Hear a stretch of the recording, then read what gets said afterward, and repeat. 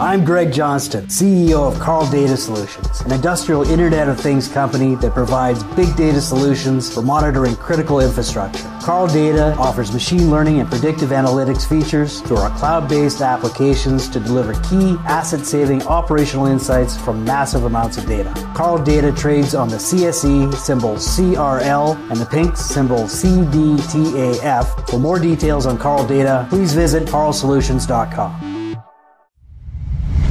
You're listening to HowStreet.com radio, available online at TalkDigitalNetwork.com. Welcome to HowStreet.com radio, the online source for market opinions. Here is Jim Goddard. My guest is James Corbett, publisher of the CorbettReport.com and editorial writer for the International Forecaster. He's speaking to us from Japan, where he has worked and lived since 2004. James, my condolences as well. The Calgary Stampeders lost to Toronto in the Grey Cup in a very thrilling game, played in a snowstorm in Ottawa. Well, I'll take the loss. Congratulations to the Argonauts. And, hey, Calgary, there's always next year, as there always is the next year, right? James, Prime Minister Trudeau just finished his Asian tour. He was in China, where apparently he lectured the Chinese leadership about the ecology, economics, women's rights, human rights, and after that, they didn't like him too much. Was that a surprise? Not particularly, no, because, of course, the way into China's heart is to say, well, you guys do you guys, and we'll do our guys. And that works very well for Chinese trade, for example, with in Africa, where basically both sides kind of look the other way and don't really care what the other side's doing, and it's all about the trade. So, of course, China is not used to hearing this, especially from such an insignificant little place as Canada, on the global trading scheme. So I think absolutely this is not the type of rhetoric that goes down well in Chinese trade visits. Yeah, in fact, I recall November last year where the Chinese trade minister, I think, was speaking in Ottawa, and he basically chastised the Canadian trade minister for talking down to China, saying, what right do you have us to tell us how to run our country? We've been around for 5,000 years. You've been around for a minute. Yeah, and from that perspective, I mean, at any rate, regardless of the rights or wrongs in the situation, just the trade optics of this and the diplomacy aspect of it clearly seems to be a bit ham-handed at this point. So it's being universally reported that the Chinese trade talks and the initiative here is sputtering, is the way that a lot of the outlets are framing it right now. And what was Japan's reaction to Trudeau refusing to sign the Trans-Pacific Partnership? Consternation, I think, would be the way to put it. Obviously, Japan was, or specifically the Abe government, was pushing quite hard to get some sort of TPP-11 together. I think they are still proceeding with it. It's just a question in which way it will proceed and whether, how vigorously Canada will or will not take part in it. But yes, I think after all of the deliberation and negotiation and seemingly coming to a conclusion for Trudeau basically not to send a representative to finalize the deal at the last minute without really giving a warning to anyone, I think that has to be seen as some sort of diplomatic snub. And as we talked about last time, I think the real diplomatic maneuver there was ultimately about NAFTA. I think that was what that was about. It was Trudeau trying to show Trump that he can be a tough negotiator, more so than it has to do with the TPP itself, which I think is a kind of a doubly an insult to injury, if it were, to Japan and the other nations that were trying to hammer out a deal there. So, in other words, in the past month, Justin Trudeau has managed to piss off the USA, the number one economy in the world, China, the number 2, and Japan, number 3. A perfect hack trick. It seems like an own goal. Maybe there's some sort of, three-dimensional chess strategy going on that we can't see, but unlikely at this point. With Canada being so trade-dependent, should we be concerned about this? Well, I think certainly yes. I mean, again, Canada's economy, the lifeblood of Canada's economy really is its trade. And again, I mean, say what you will about Harper and the Harper government, but at any rate, they certainly did have a concerted effort to push into China and other Asian markets, seeing the writing on the wall with regards to the American relationship and how unstable it can be, and seeing the future of economic trade and all of this is being pushed in the Asia-Pacific region. There was a large Asia-Pacific push in the Harper government that doesn't seem to be central or of central importance to the Trudeau government, at least not at this point. And that is a bit puzzling because, again, I think Canada really should see the writing on the wall when it comes to the American relationship and the fact that it can't just be relied on to be that dependable and always there source of trade. There's a growing market that Canada is increasingly losing out on to the extent that it doesn't actually actively court what's happening in Asia right now. Is it due to Justin's either policies or just inexperience in dealing with international affairs? There may be a bit of both. It may even be a lose-lose situation. There may be no particular great golden strategy here that would work out best for Canada because essentially the power play of this 21st century is around, I think, the U.S. and Asia-Pacific relationship, and that seems to be the driving engine. And Canada might be the player that's left out in the cold, metaphorically or literally, in that relationship, because of course Canada becomes something of that third wheel, and either it turns more forcefully towards Asia and thus runs the risk of isolating or alienating America, or it turns more strongly towards the southern border and ends up isolating or alienating the Asia-Pacific region. Either way, it's not necessarily going to be an easy needle to thread. And of course, if you alienate both North America and Asia, and Europe's already full with trade deals, what do you do? That's right, although they are working on that Canadian-European Trade and Services Agreement. I can't remember the exact acronym at the moment, but there are deals underway, but then you throw Brexit into that mix, and that complicates it further. It is an interesting time to be alive, if nothing else, but it certainly does make things complicated from a foreign trade point of view.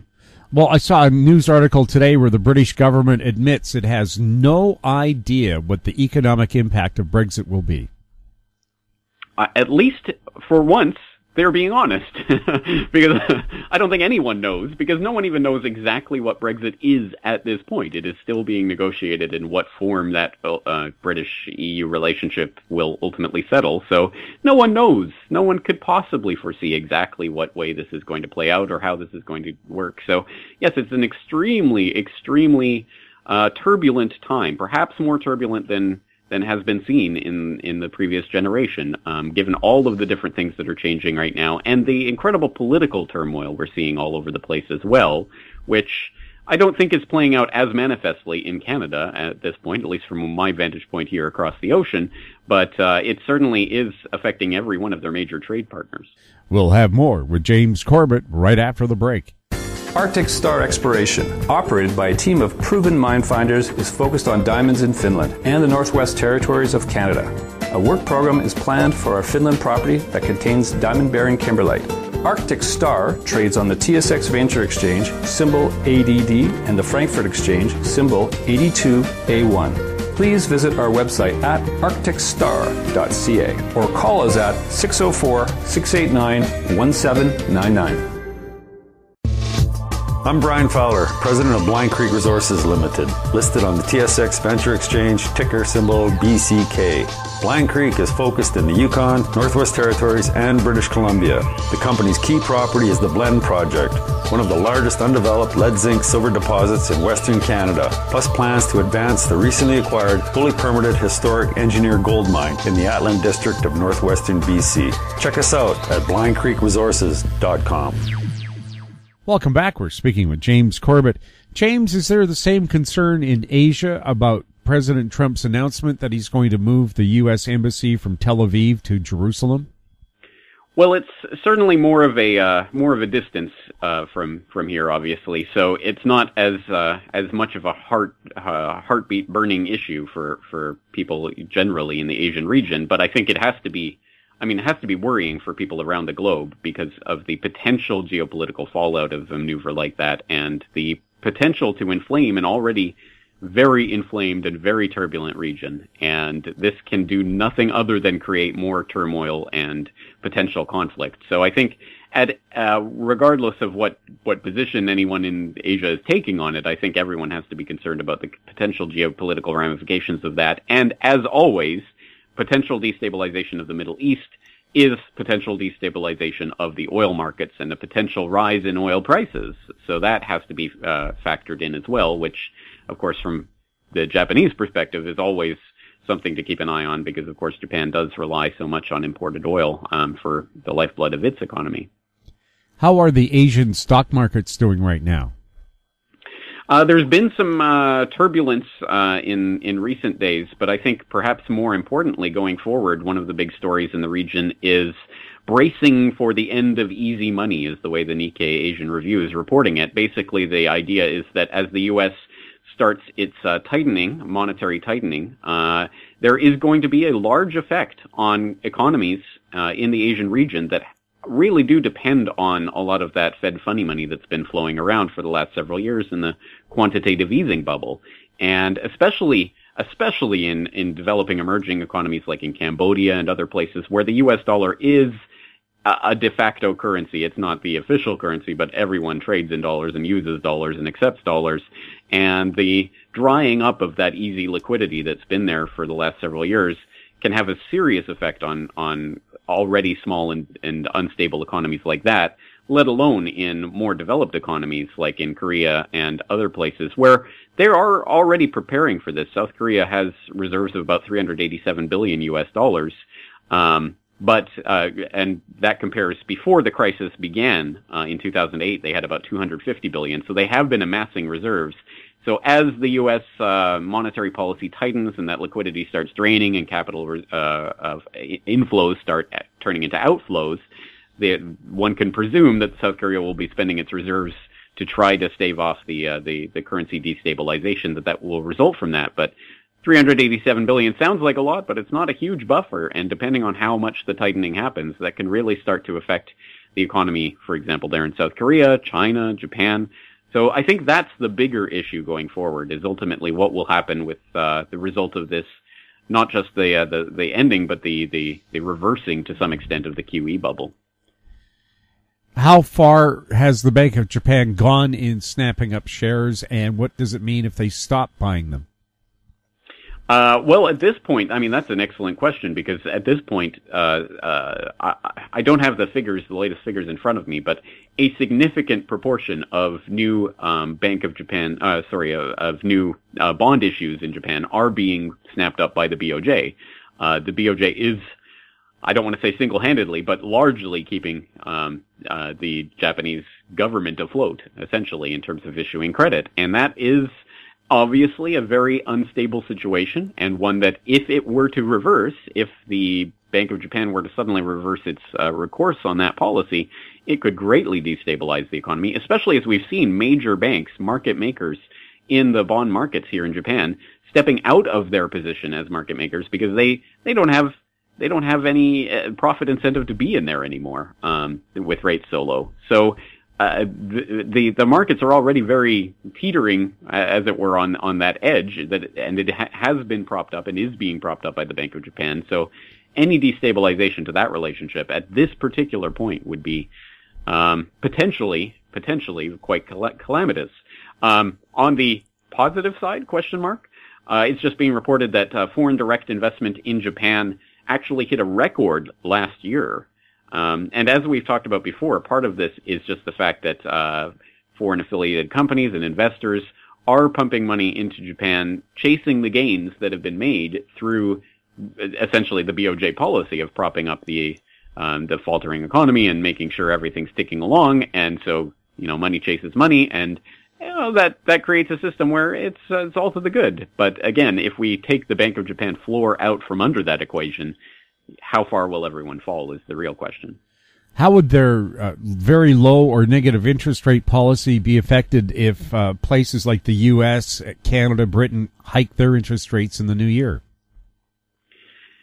It's a very good question, because there hasn't always been an easy or easily understandable direct connection between rates and what they're doing in Europe or what they're doing in America and what they're doing in Japan. And I think that the current Bank of Japan governor, Kuroda, has kind of laughed about the idea that he is there to keep people guessing. And that's why major decisions and policy reversals and things like that are generally sprung on the markets, and rate hikes and things do not necessarily follow what people are predicting. So I'm not sure, honestly, what a rate hike in the U.S. would do to Japan, how Japan would respond to that. It's not necessarily the case that they would respond in kind, or even in a way that seems to, or maybe they wouldn't respond at all.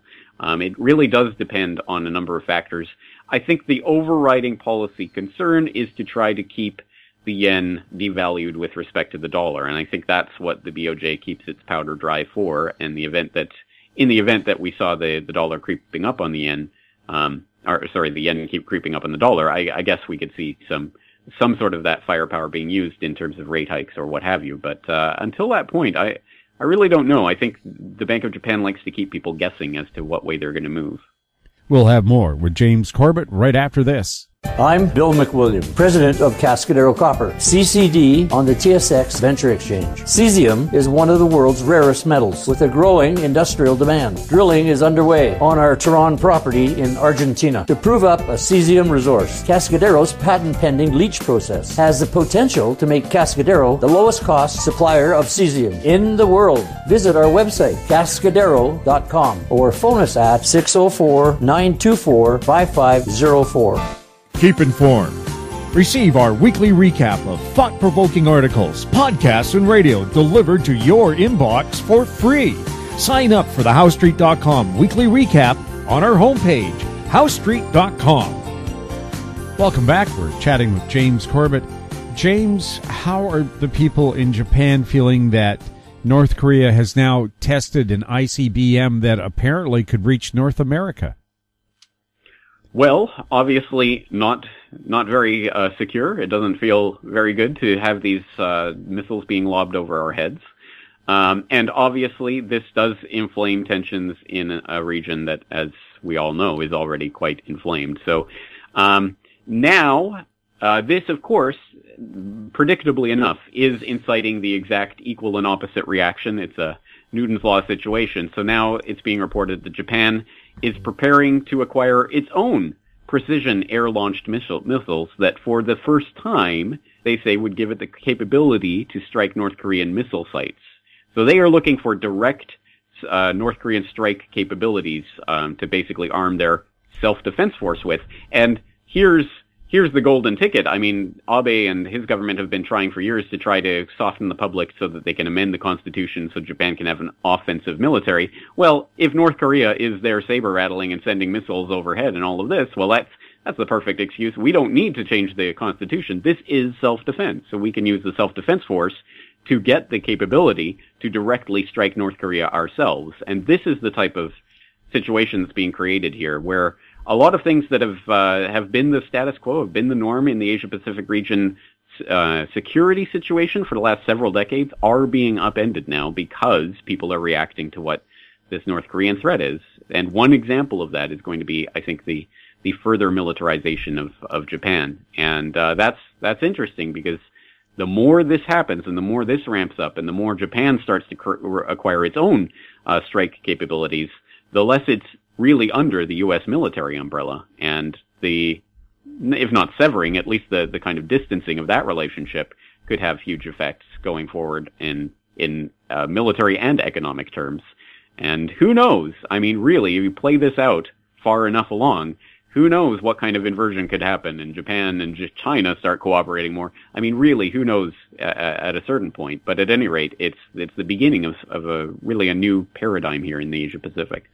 And we're talking on the eve of the Japanese attack on Pearl Harbor on December 7th, 1941, a day that will live forever in infamy, according to President Roosevelt. But will it really? Most of the people involved in that conflict are now dead, and younger people have no really emotional attachments to it. They know their history, but they don't really care all that much.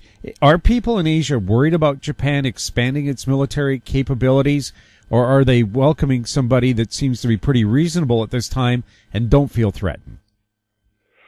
I think, well, it may be to a certain extent a generational issue. Because certainly, older generations do not have generally speaking, in the East Asia region, do not have a happy experience or happy thoughts about Japan and its previous imperial nature. So there's a lot of resentment in a lot of countries. Even the Malaysian flag, you'll notice, is very much looks like the American flag, and apparently, so I was told by my guide when I was there in Kuala Lumpur, it's because the Malaysian people were so happy that the Americans nuked Japan that they decided to make their flag look like the American flag. I mean, there's a lot of resentment towards Japan and the way that it treated its colonies back in its imperial times. So certainly the older generations would see it from that perspective and would see a militarization of Japan as a very ominous thing. Not necessarily true for younger generations, although I think that does tend to get passed down from generation to generation, those kinds of animosities, but perhaps not in the same way and not with the same fervor. And I'm sure there are some people in certain parts of the region that would look at Japan as, well, maybe this is the stable, adult in the room kind of thing.